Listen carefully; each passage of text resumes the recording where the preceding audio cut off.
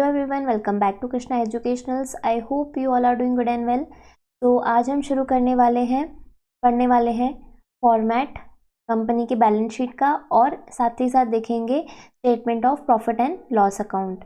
तो बने रहिएगा वीडियो के साथ में। और हाँ, प्लीज़ सब्सक्राइब कर दिए इस चैनल को। बहुत सारे लोग वीडियो तो देख लेते हैं पर सब्सक्राइब नहीं करते, सो प्लीज़ सब्सक्राइब कर दीजिएगा इस चैनल को। तो let's get started to the video.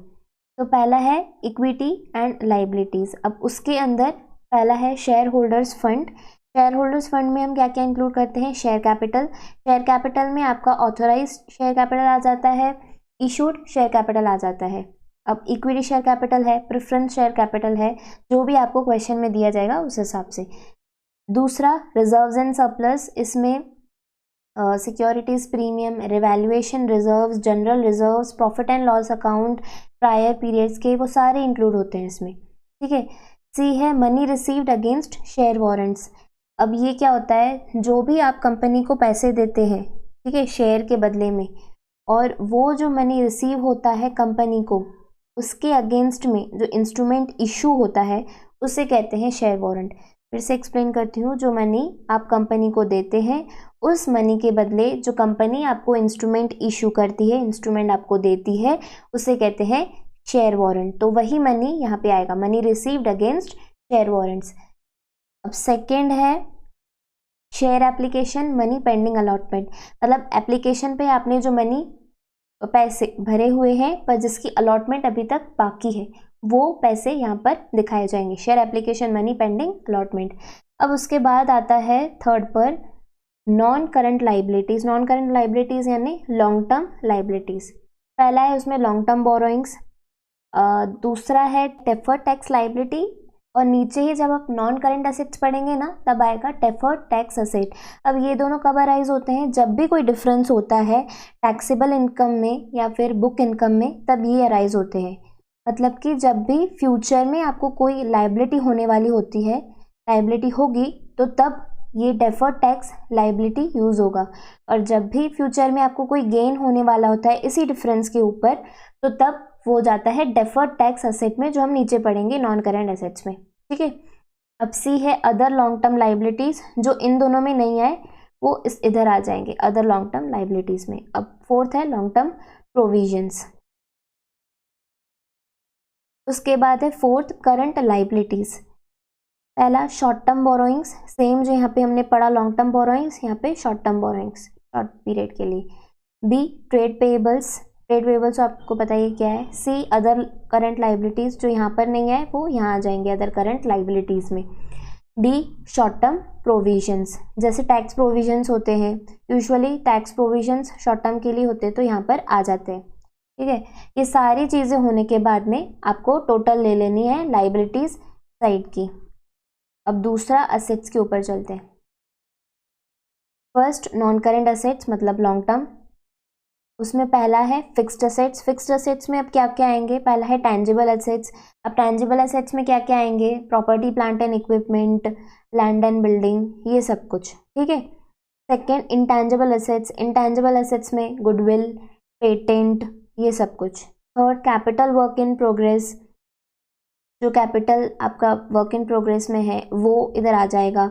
Fourth intangible assets under development. जैसे ये कैपिटल वर्क इन प्रोग्रेस में था और टेंजिबल असेट्स, वैसे ही ये इंटेंजिबल असेट्स के लिए है, इंटेंजिबल असेट्स अंडर डेवलपमेंट। अब ए पार्ट खत्म हो गया जो फिक्स्ड असेट्स के लिए था, नॉन करंट वाला। अब बी है नॉन करंट इन्वेस्टमेंट। सी डेफर टैक्स असेट्स, इसकी मीनिंग मैं ऑलरेडी समझा चुकी हूँ ऊपर, डेफर टैक्स लाइबिलिटीज़ के साथ में। डी है long term loans and advances. जो भी loans and advances long term के लिए है वो यहाँ पर दिखाए जाएंगे। ई अदर नॉन करेंट असेट्स, जो भी यहाँ पर फिट नहीं हुए आगे वो यहाँ पर आ जाएंगे अदर नॉन करेंट असेट्स में। उसके बाद है करंट असेट्स। करंट असेट में पहला हम देखेंगे current investment, inventories, trade receivable. उसके बाद है cash and cash equivalent, short term loans and advances, और लास्ट में है अदर करंट असेट्स। मतलब जो यहाँ पर नहीं है यहाँ पर आ जाएंगे, आपको ले लेनी है उसके बाद टोटल असेट साइड के। ठीक है। अब देखते हैं statement of profit and loss account. पहला रेवेन्यू फ्रॉम ऑपरेशंस, जो भी कंपनी की मेन ऑपरेशंस हैं, जो रेवेन्यू आया है वो यहाँ पर आता है, ठीक है। सेकंड है अदर इनकम, जो इनकम आपको हुई है मेन ऑपरेशन से नहीं, पर साइड बाय साइड ही चलता रहता है, मेन नहीं है, जो मेन होगा वो इधर आएगा, पर मेन नहीं है, इनकम हुई है कंपनी को तो इधर दिखाई जाएगी अदर इनकम में, ठीक है। थर्ड टोटल रेवेन्यू, मतलब इन दोनों को मिला के फर्स्ट एंड सेकेंड को ये आ जाएगा टोटल रेवेन्यू, ठीक है। उसके बाद है fourth expenses.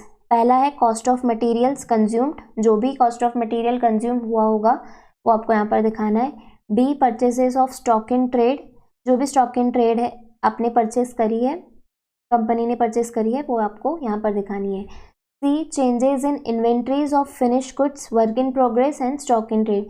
Changes in inventories मतलब क्लोजिंग इन्वेंट्री और opening inventory, that is closing stock and opening stock में आपको डिफरेंस दिखाना है, किसके, फिनिश्ड गुड्स के, वर्क इन प्रोग्रेस के एंड स्टॉक इन ट्रेड के।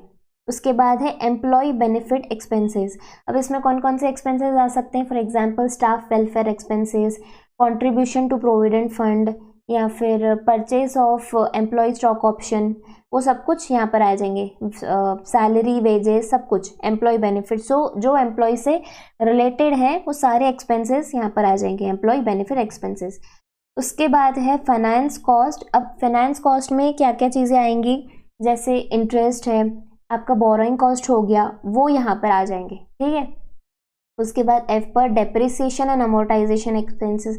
डेप्रिसिएशन किसके रिलेटेड में आता है, पीपीई की, that is property plant and equipment, and amortisation intangible assets के, जब भी आप उनको अमोर्टाइज करते हैं तब ये एक्सपेंस इनकर होता है, ठीक है।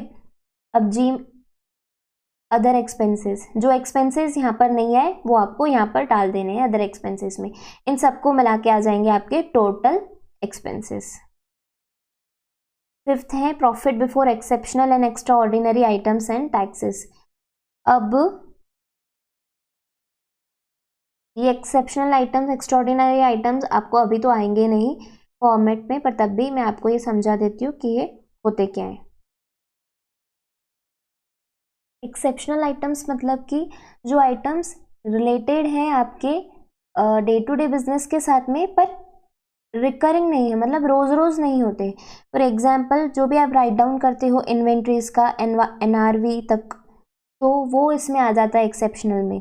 और वहीं पर आप अगर देखें एक्स्ट्रा ऑर्डिनरी आइटम्स, मतलब कि जो डैमेज होता है आपको अर्थक्वेक से, फ्लड से, वो आ जाते हैं एक्स्ट्रा ऑर्डिनरी, मतलब जो रिलेटेड नहीं है आपके बिजनेस से वो यहाँ पर आ जाते हैं एक्स्ट्रा ऑर्डिनरी। और एक्सेप्शनल है कि जो रिलेटेड है आपके बिजनेस से per day to day basis पर नहीं है, रिकरिंग बेसिस पर नहीं है, कंटिन्यूस बेसिस पर नहीं है, तो वो यहाँ पर आएंगे, ठीक है। ये हुए एक्सेप्शनल आइटम्स।